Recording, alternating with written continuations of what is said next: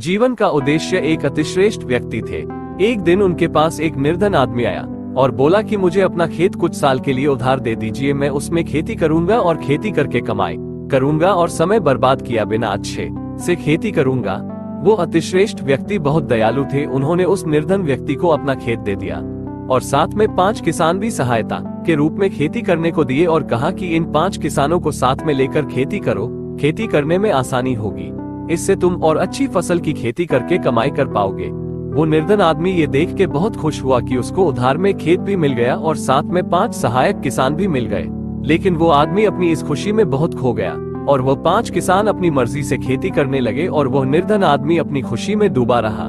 उसने ये भी नहीं सोचा जिसने उसकी बिना परीक्षा लिए उसकी मदद की उसे कैसा लगेगा। जब फसल काटने का समय आया तो देखा कि फसल बहुत ही खराब हुई थी।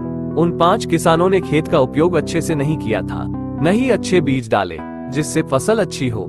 जब वो अतिश्रेष्ठ दयालु व्यक्ति ने अपना खेत वापस मांगा तो वो निर्धन व्यक्ति रोता हुआ बोला कि मैं बर्बाद हो गया, मैं अपनी खुशी में डूबा रहा और इन 5 किसानों को नियंत्रण में न रख सका, न ही इनसे अच्छी खेती करवा सका। अब यहाँ ध्यान दीजिएगा, ये हम सभी के जीवन की कहानी है। वो अतिश्रेष्ठ दयालु व्यक्ति है, भगवान है, निर्धन व्यक्ति है, खेत है हमारा शरीर, 5 किसान है हमारी इंद्रियां, आंख, कान, नाक, जीभ और मन।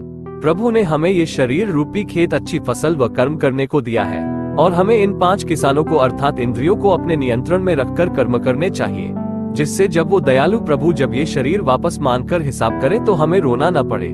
जीवन में कभी कभी पछताव करने का मौका भी नहीं देती जिंदगी, इसलिए कर्म हमारे अच्छे हो जो खुद को सुकून औरों को सीख दे जाते हैं। ये कहानी आपको अच्छी लगी तो लाइक सब्सक्राइब करें ताकि आप सभी के लिए ऐसी कहानी लाते रहे। धन्यवाद।